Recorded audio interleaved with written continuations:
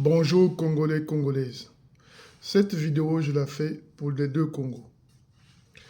Je remarque dans les réseaux sociaux actuellement, depuis longtemps, on a remarqué que la jeunesse congolaise aujourd'hui, des deux Congos je parle, ne parle que musique, ne pense que musique et ne fait que musique et danse.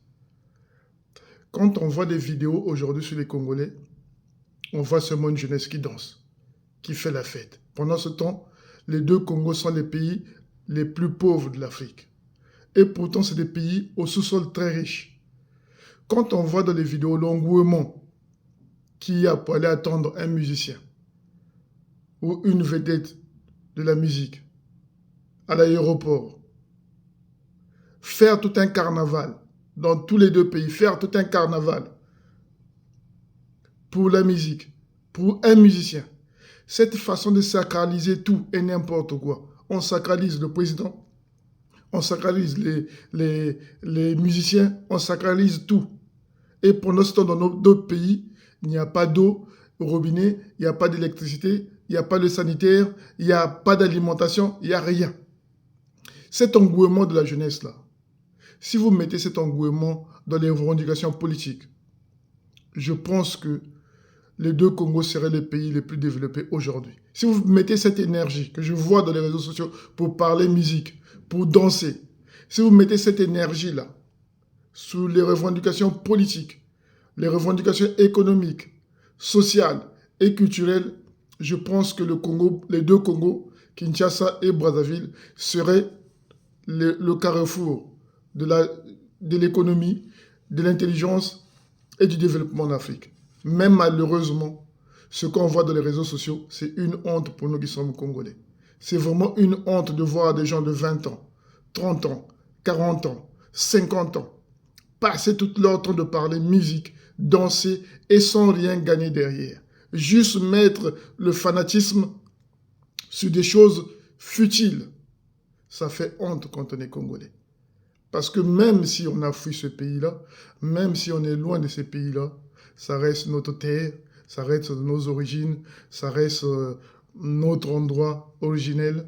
Et ça fait mal de voir que toute cette jeunesse, au lieu de faire comme les autres pays, où la jeunesse est mise en œuvre, où la jeunesse est mise en œuvre pour le développement de leur pays. Si vous partez dans des pays comme la Thaïlande, vous verrez dans certaines classes, il y a 5 élèves par classe, 10, 20 élèves par classe. Au Congo, c'est 80 élèves par classe, 100 élèves, 150 élèves par classe. Il n'y a pas d'éducation, il n'y a rien. Au lieu de revendiquer sur l'éducation, sur le social, nous, tout ce qu'on nous réserve au Congo-Brazzaville, c'est la musique. C'est faire des carnavals pour des musiciens.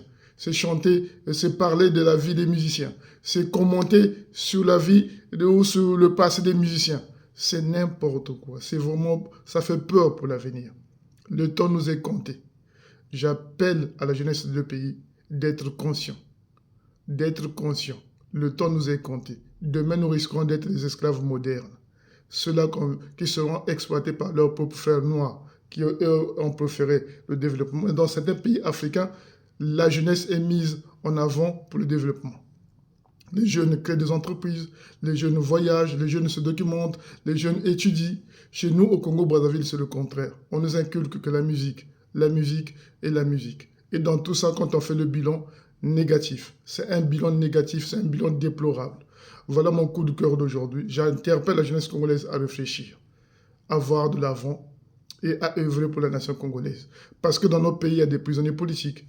Il y a des prisonniers qui n'ont pas de droits. Il y a des innocents dans nos prisons. Il y a des femmes qui sont victimes de viols, qui sont victimes d'abus sexuels, qui sont victimes de séquestration. Il y a des femmes qui sont vendues dans nos pays, dans nos deux Congos. Il y a des femmes qui sont poussées à la prostitution. Il y a des jeunes filles qui sont abusées. Il y a des enfants qui sont à la rue. Il y a beaucoup de choses à faire au Congo-Brazzaville. Toute la richesse du Congo-Brazzaville doit être bien gérée pour que ça puisse donner de quoi vivre à tous les deux peuples, excusez-moi. C'est vraiment, ça fait peur, sincèrement, ça fait peur de voir, quand je vois sur les réseaux sociaux, de voir toute une jeunesse aller danser, faire d'un concert une affaire nationale ou une cause nationale, c'est vraiment déplorable. Donc, j'interpelle le peuple congolais à voir de l'avant, à œuvrer pour le futur, afin que nos deux pays soient les meilleurs pays d'Afrique. Merci.